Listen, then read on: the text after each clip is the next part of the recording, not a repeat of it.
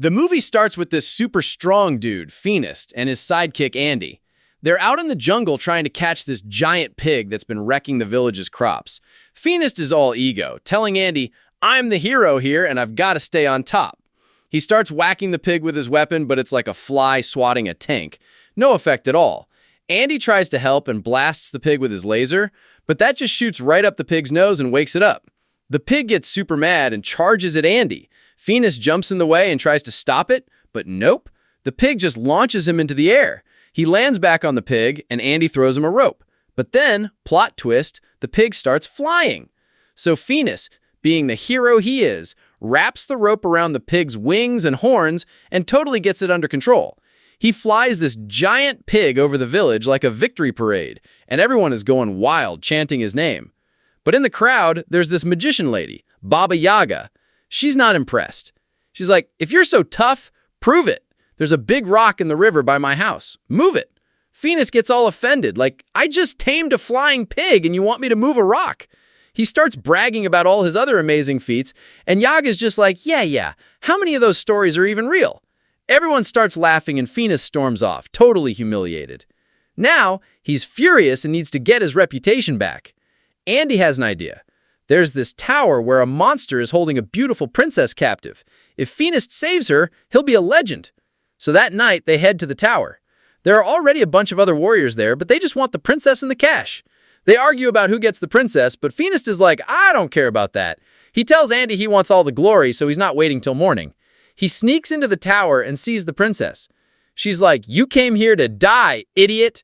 Phoenix is all heroic. "No, I'm here to save you." But she just runs off. He grabs her hand, but she pulls away and hides. And then, bam! A giant snake attacks him. Phoenix starts fighting it, but after a few seconds, get this, he realizes the snake is actually the monster's tail. The real monster shows up and Phoenix goes all out, but nothing works. He grabs the snake tail and tries to rip its mouth open with his bare hands, but the snake spits poison right in his eyes. And just like that, he's blind. Even blind, Phoenix doesn't give up. He finds his weapon on the floor and starts swinging like a madman, but the monster is gone. He just ends up wrecking the tower. The other warriors rush in and find a tower in ruins. No monster, no princess, just a blind Phoenix.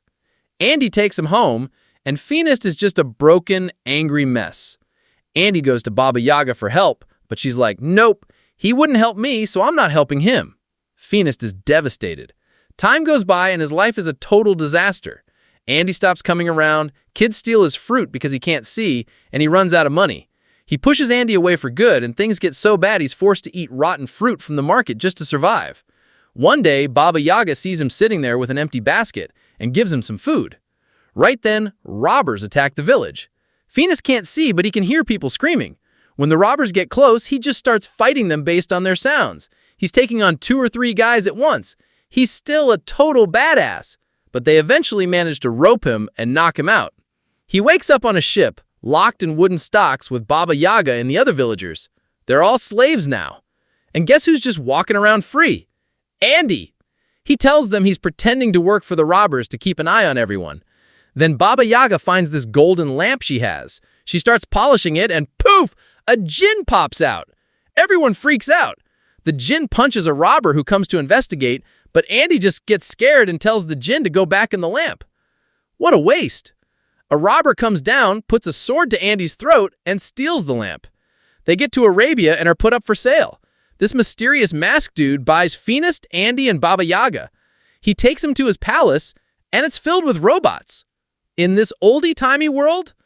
So weird. The guy takes off his mask and tells them he's a scientist who invented everything. He says he buys slaves just to set them free. Phoenix tells him his whole sad story. The scientist is like, "Yeah, I've heard of you guys." They all sit down to eat, and the scientist says something crazy. He says, "I've been working on these inventions for the past 500 years. Baba Yaga is totally shocked and asks, 500 years? How are you still so young?" And the scientist just says, So the scientist is like, "I made this crazy potion that keeps me young forever. He's used it to live for ages and build all his cool stuff." He takes them to his lab, and Phoenix asks him, "Can you fix my eyes?" The scientist says, "Not with that stuff, but I got something for you." He pulls out these awesome glasses, and bam, Phoenix can see again. The scientist then goes on this whole rant about how magic is bad and harms the world. And to prove his point, he grabs that lamp Andy lost, rubs it, and the gem pops out. Then he zaps it with his machine and is all like, see? No more magic. Total show-off. Later that night, the scientist hears about this monster hanging out in the mountains. He describes it. Lion face, snake eyes, and Phoenix is like, whoa, that's the dude that blinded me. I'm in. The scientist doesn't want him to get hurt, but Phoenix insists. The plan is to trap the monster in this special box, not kill it. In the morning, they hop in his insane flying plane, which is totally wild for this time period. The scientist also gives Phoenix his weapon back, but it's all upgraded with new gadgets, which is pretty cool. They fly to the mountain, and after some searching, Phoenix finds these giant footprints leading into a cave. He sets up the trap box and goes inside to lure the monster out. He pokes it a bit with his weapon and runs. But then, what an idiot, he runs headfirst into a tree and knocks himself out cold. The monster comes charging out, but Baba Yaga is right there. She hits the lever on the box, and this cage shoots out and traps the monster just like that.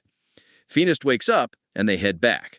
On the way back, while they're sleeping, Phoenix hears a girl's voice coming from the cage. He's totally curious, and even though Yaga's yelling, "Don't do it, man!" he opens it up, and you won't believe it. It's the princess. The monster is the princess. Yaga freaks out and hits the lever again, trapping both Phoenix and the princess back inside. Inside the cage, the princess explains everything. She's got this curse where if anyone holds her hand, she turns into that monster.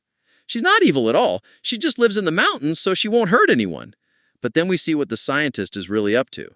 He's got this magical cat, and he's sucking all the magic out of it to make his youth serum. He's got a whole locker full of the stuff. When they get back, they spy on him and see him doing the same thing to a magical bird to power his robots. Get this, the dude who hates magic is a total fraud. He's been stealing it from innocent creatures the whole time to stay young and make his inventions work. Baba Yaga is furious and calls him out. The scientist gets super mad and is like, nobody finds out my secret and lives. They make a run for it, but he captures them with these creepy turtle robots. He starts sucking the magic out of the princess. Seeing this, Phoenix does the only thing he can think of. He grabs her hand on purpose, turning her into the monster. She goes full beast mode and smashes everything, breaking free. In the chaos, Yaga and Phoenix escape on a camel.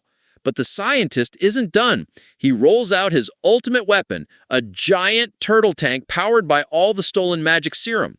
It's a huge chase, and the scientist starts blasting at them. He even uses a magic-draining weapon on Yaga that makes her super old. Phoenix has a plan. He tells Yaga to distract the tank while he climbs it. And as he's climbing, his special glasses fall off and he's blind again. But Yaga, down below, starts shouting directions to him. Just then, the monster princess shows up to help. The scientist is totally scared. Phoenix manages to wrap a chain around the turtle tank's neck and it breaks. All the magic serum spills out.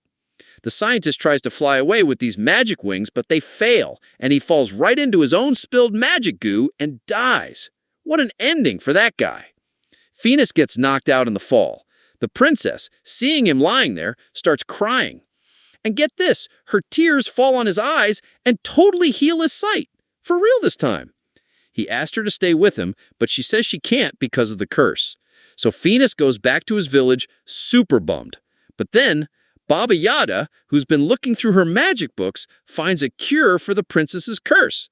She runs to Phoenix with the good news. So you just know they're going to go on another adventure to save her. And that's where the movie ends.